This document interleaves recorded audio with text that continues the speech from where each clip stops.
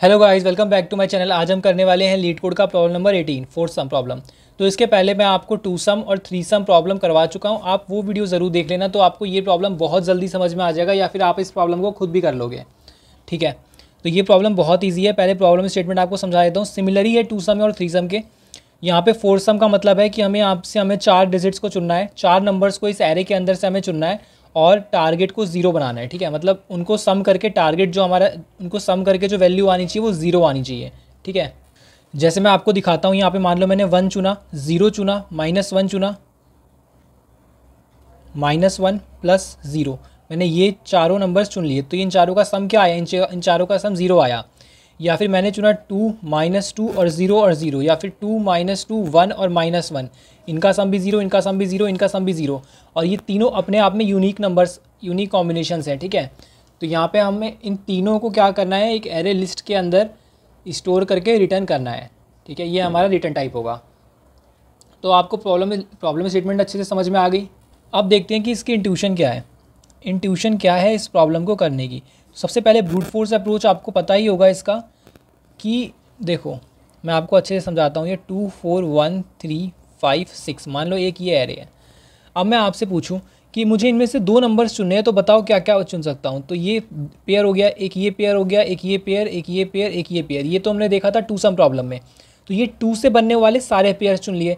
अब मैंने 4 से बनने वाले सारे पेयर चुने। पीछे क्यों नहीं देखा, यहाँ से मैं आगे ही आगे क्यों देख रहा हूँ? क्योंकि आगे इसलिए देख रहा हूँ क्योंकि पीछे वाले से मैंने ऑलरेडी सारे पेयर्स बना लिए हैं। 4 के साथ जब 1 का पेयर बन गया, तो 1 के साथ 4 का दोबारा पेयर मुझे नहीं बनाना। तो मैं हमेशा आगे आगे की देख रहा हूँ। ऐसे ही जब मुझे 3 के पेयर्स बनाने हैं, तो मैं क्या करता हूँ, 3 के पेयर्स के लिए मैंने इन तीनों को चुना, फिर मैंने इन तीनों को चुन लिया, है ना। जैसे मैंने इसको फिक्स रखा और अभी इन दोनों को चुन लिया है ना। तो ऐसे करके मैं अपने 3 के पेयर्स भी बना सकता हूँ। मैं आपको बनाकर दिखा देता हूँ। जैसे मान लो मैंने 2, 4, 1 ले लिया। ठीक है, तो मैंने 2 को फिक्स रखा और 1 को चुना। अब देखो 2, 4 को मैंने फिक्स रखा और 1 को हटा के 3 किया, फिर 2, 4 को फिक्स रखा, 5 लिया, फिर 2, 4 को फिक्स रखा और 6 लिया। ये ब्रूट फोर्स आता कैसे, मैं आपको वो समझा रहा हूँ। ठीक है, अब 2, 4 से बनने वाले सारे हो गए। अब मुझे यहाँ पे 4 को चेंज करना है, तो 2 एज इट इज़ रहने दिया और 4 को चेंज करके 1 कर दिया। और फिर अब मैं वैसे ही चलाऊंगा 2, 1, 3। अब 2, 1 को फिक्स रहने दूंगा और यहाँ पे 3, 5, 6 ऐसे आते रहेंगे। और फिर उसके बाद क्या करूँगा, यहाँ से 1 को हटाकर यहाँ पे मैं कर क्या रहा हूँ, यहाँ पर देखो, अगर मुझे 3 नंबर्स चुनने हैं, तो मैं इन दोनों को फिक्स रख रहा हूँ और इसको चेंज कर रहा हूँ। इसको मैं सारे के सारे नंबर्स देकर देख रहा हूँ। और फिर उसके बाद मैं क्या कर रहा हूँ, उसके बाद मैं इसको चेंज कर रहा हूँ। जब इसके सारे कॉम्बिनेशन, अब इसको चेंज करने के बाद इसके सारे कॉम्बिनेशन चेक करो। फिर अगर इन दोनों के सारे कॉम्बिनेशन चेक हो जाए, तो इसको चेंज करके फिर सारे कॉम्बिनेशंस को चेक करो। जस्ट लाइक जैसे हम काउंटिंग लिखते हैं 1 2 2, 1 2 3, 1 2 4, तो 1 2 फिक्स है, 3 4 चेंज हो रहे हैं। अब जैसे ये 9 तक आ जाएगा, फिर वापस 0 पे आना है, तो क्या करते हैं 1 2 9 के बाद यहाँ 2 इसको चेंज करते हैं 2 को, और 1 2 की जगह लिखते हैं 3, और 9 की जगह वापस 0 से शुरू करते हैं। ठीक है ना। तो आपको ये पेयरिंग का कॉन्सेप्ट तो बहुत अच्छे से समझ में आ गया होगा अब तक।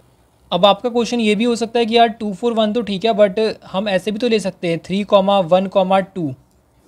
ये भी तो एक हुआ, पर हम ऐसे सीक्वेंस वाइज लेकर इसको भी कवर कर ही लेंगे।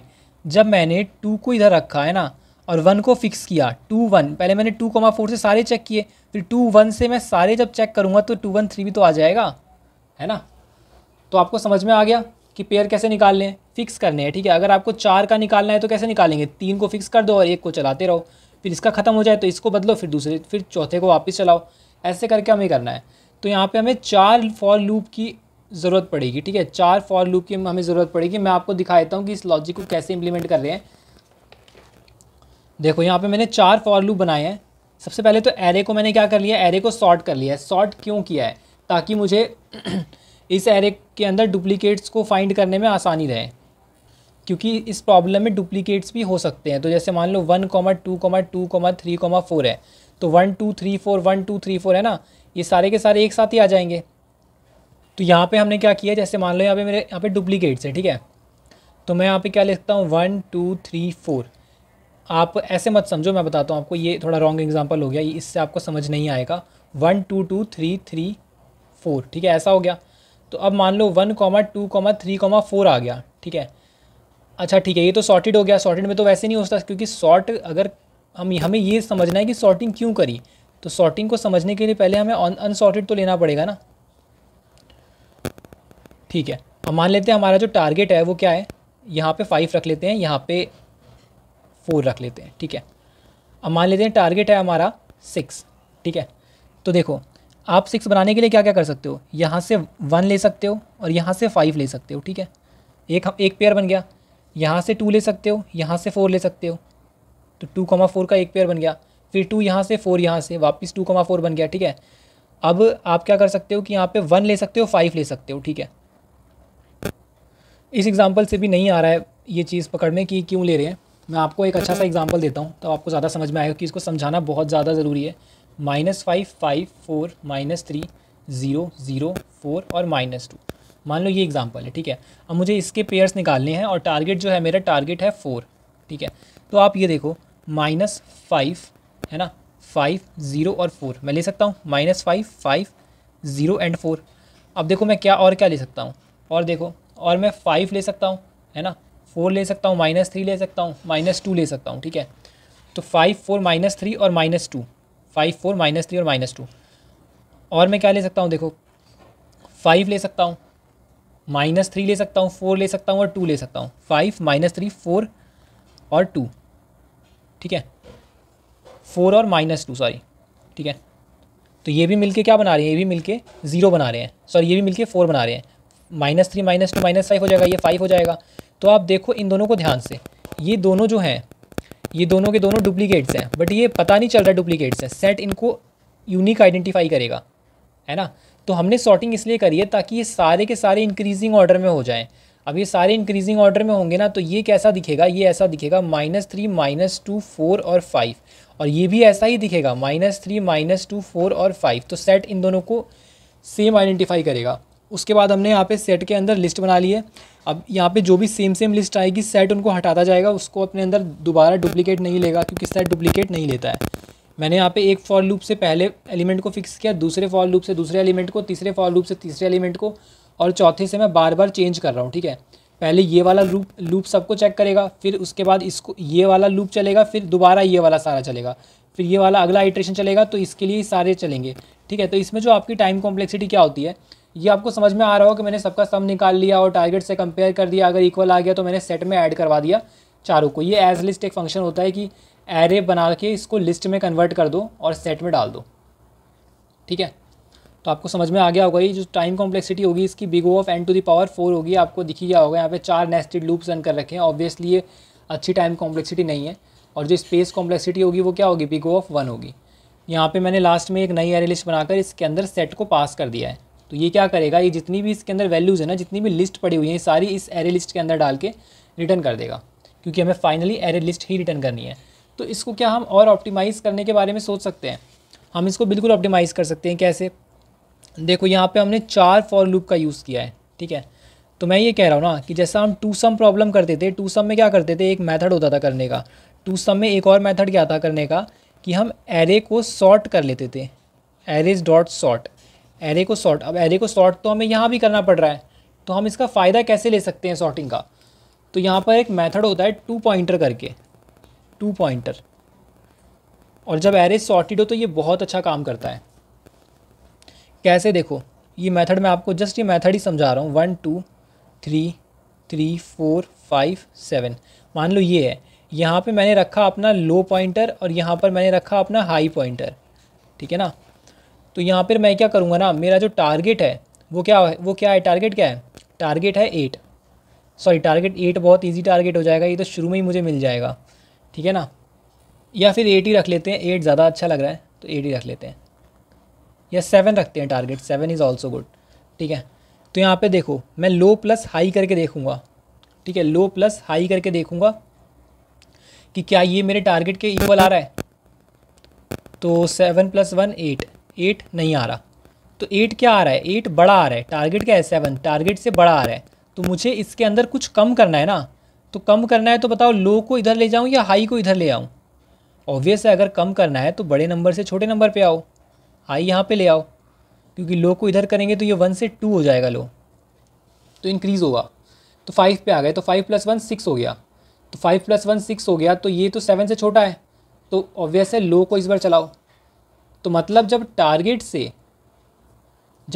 से छोटा हो, है ना, हमारा सम, तो मुझे क्या करना है, टारगेट से छोटा है तो मुझे और बड़ा चाहिए, तो बड़ा चाहिए तो लो को करो प्लस प्लस, लो को आगे करो, और अगर टारगेट से बड़ा है तो क्या चाहिए, मुझे थोड़ा और छोटा चाहिए, तो हाई को करो माइनस माइनस, हाई को इधर चलाओ जब हमें छोटा चाहिए, और जब बड़ा चाहिए तो लो को आगे बढ़ाओ।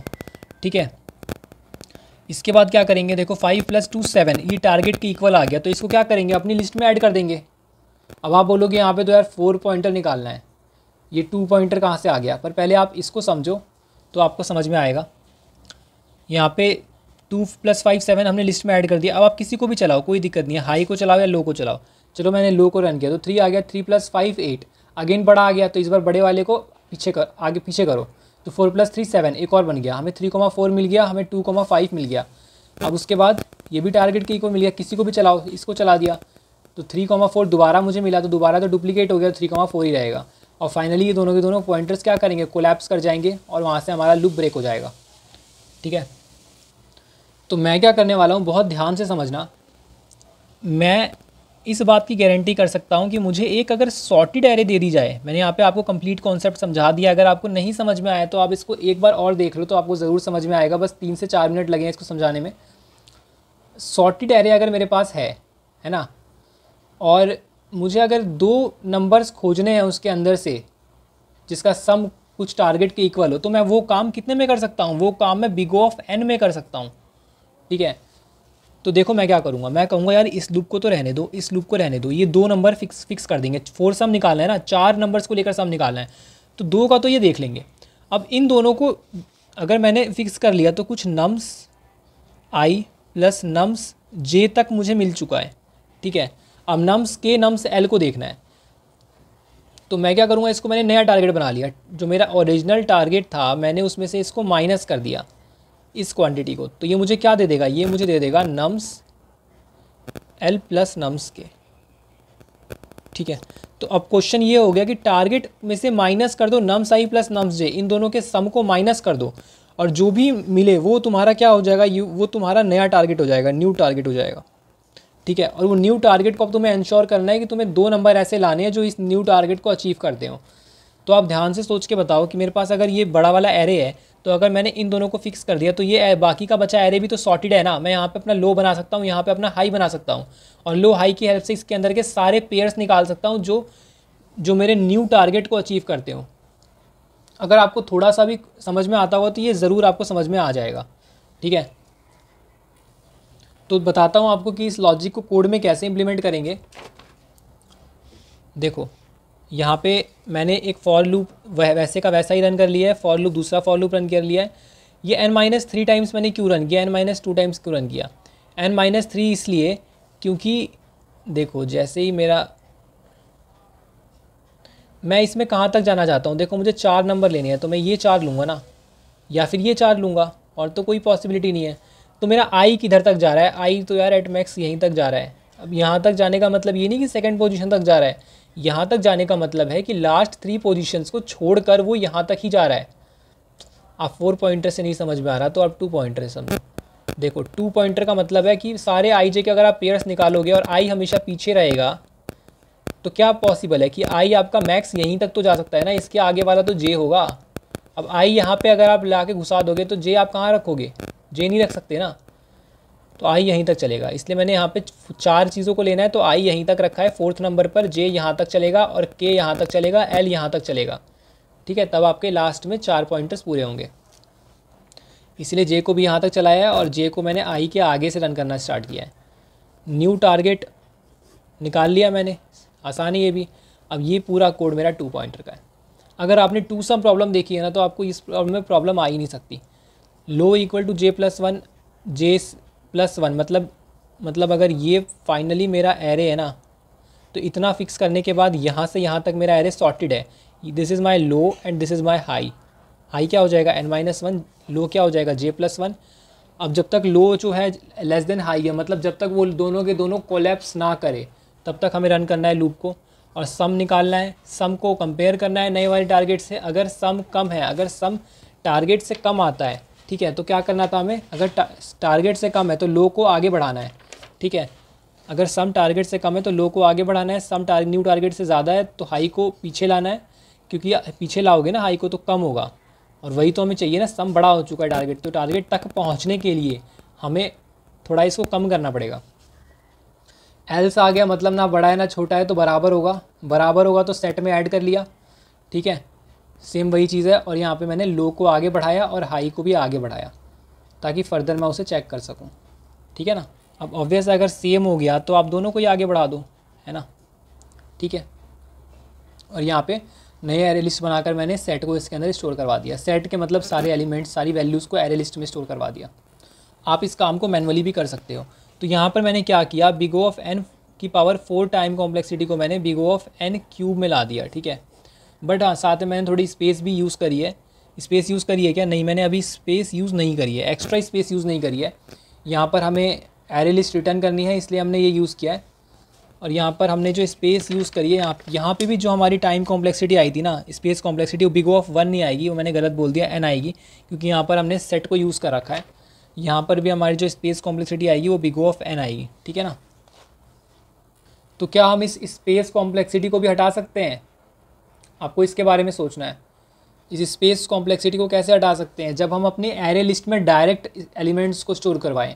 बट अगर डायरेक्ट स्टोर करवाने लग गए तो क्या होगा, डुप्लीकेट्स भी आने लगेंगे। सेट डुप्लीकेट्स रिमूव कर देता है, इसलिए तो हमने सेट को रखा है।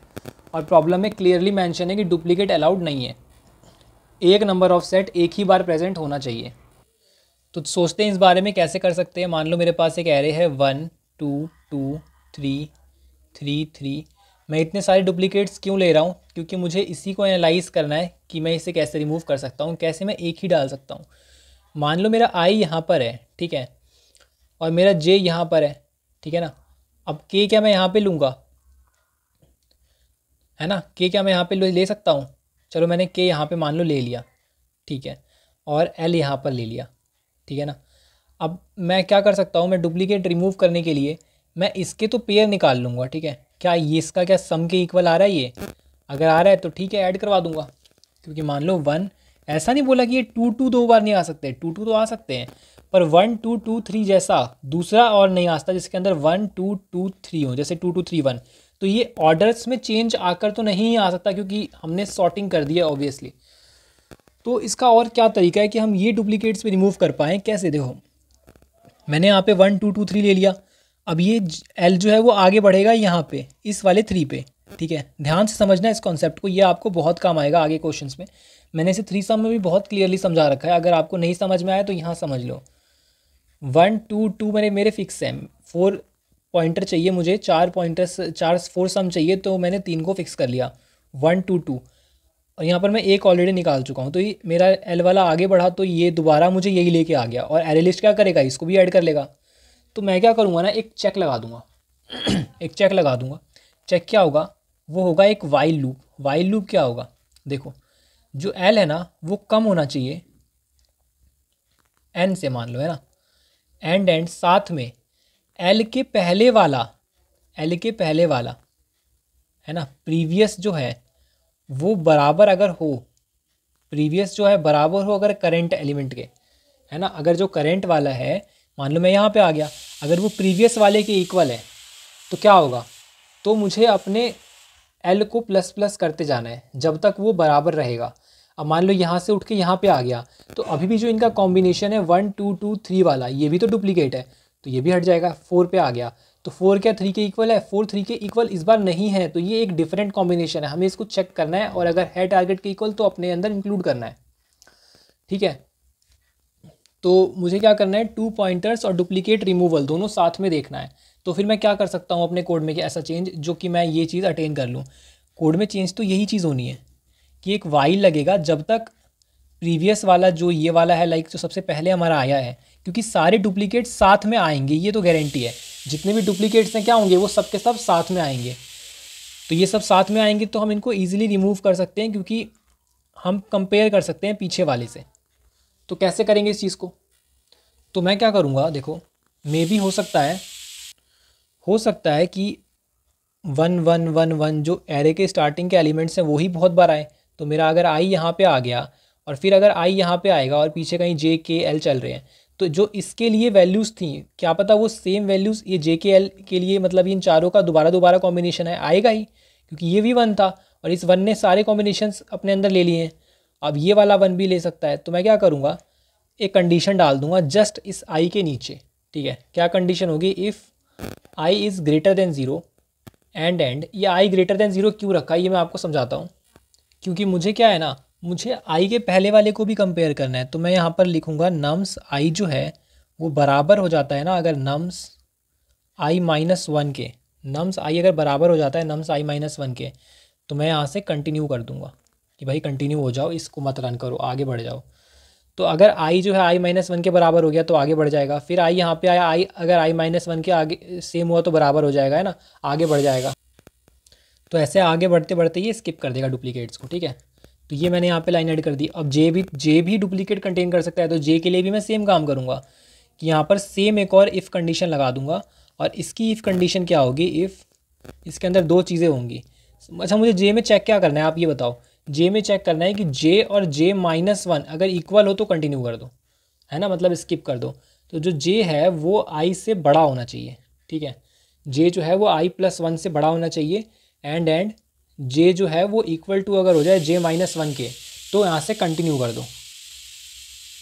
ठीक है, ये कंडीशन ये इंश्योर करती है कि J equal to I minus one से शुरू हो रहा है ना, तो एक तो बीत गया, अगले वाले से चेक करेंगे कि पीछे वाला जो है वो आ रहा है इक्वल या फिर नहीं आ रहा है तो यार स्किप कर दो कंटिन्यू डाल के। ठीक है, अब बात बची इस वाले पॉइंटर की, जो हम 2 पॉइंटर से यहाँ पे कर रहे हैं। तो अगर 2 पॉइंटर के केस में मान लो यहाँ पे array sorted and something something ऐसे करके है, तो मैं क्या करूँगा ना, मैं सीरीज़ वाइज ही हटा दूंगा सबको। ठीक है, क्योंकि उन सब के लिए तो चेक ही नहीं होना ना, नहीं तो बार बार सेम चीज़ चेक करता रहेगा वो, क्योंकि इसमें बार बार आइट्रेशन हो रही है। इसके अंदर हम स्किप कर सकते हैं इफ डाल के, पर इसके अंदर हम एक साथ ही हटा देंगे, क्योंकि फालतू में ज़्यादा आइट्रेशंस बढ़ेंगी और डुप्लीकेट्स आ जाएंगे। तो इसमें मैं कहाँ करूँगा, इसमें मैं इसके डायरेक्ट नीचे करूँगा। यहाँ पे तो पहले बात सेट नहीं आएगा, यहाँ पे लिस्ट डाल देंगे कि हमने नॉर्मल एक लिस्ट ऑफ लिस्ट बनाई है।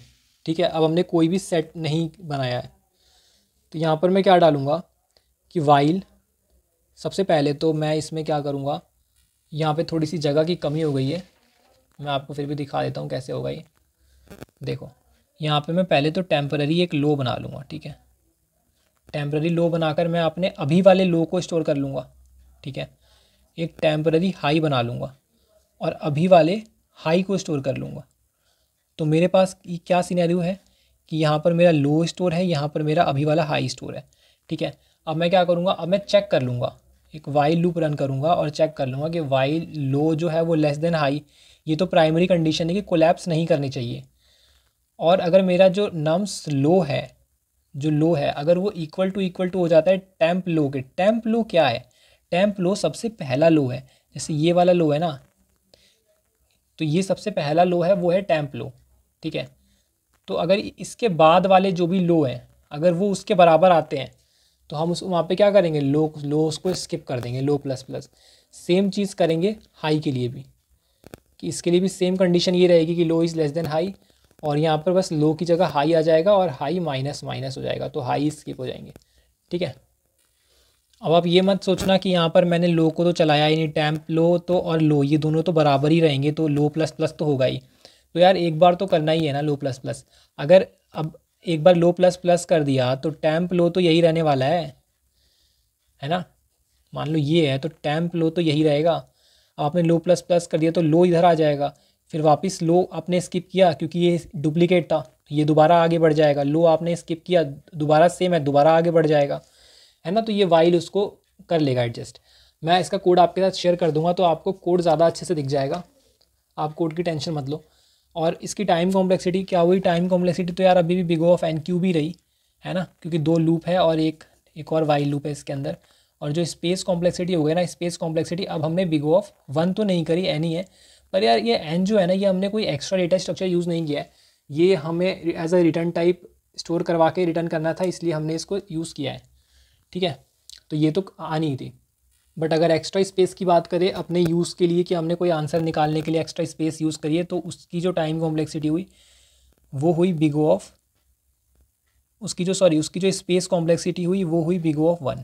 ठीक है, और यहाँ पर big O of n cube तो है ही, बट आप इसको अंडर एस्टिमेट मत करना। वो जो हमने सॉर्टिंग करी है वो भी big O of n log n का कंट्रीब्यूशन कर रही है, बट n log n और n क्यूब में जो बड़ा है वो n क्यूब है, तो इसलिए हम n क्यूब ही लेते हैं, और मैंने पहले भी n log n को कंसिडर नहीं किया।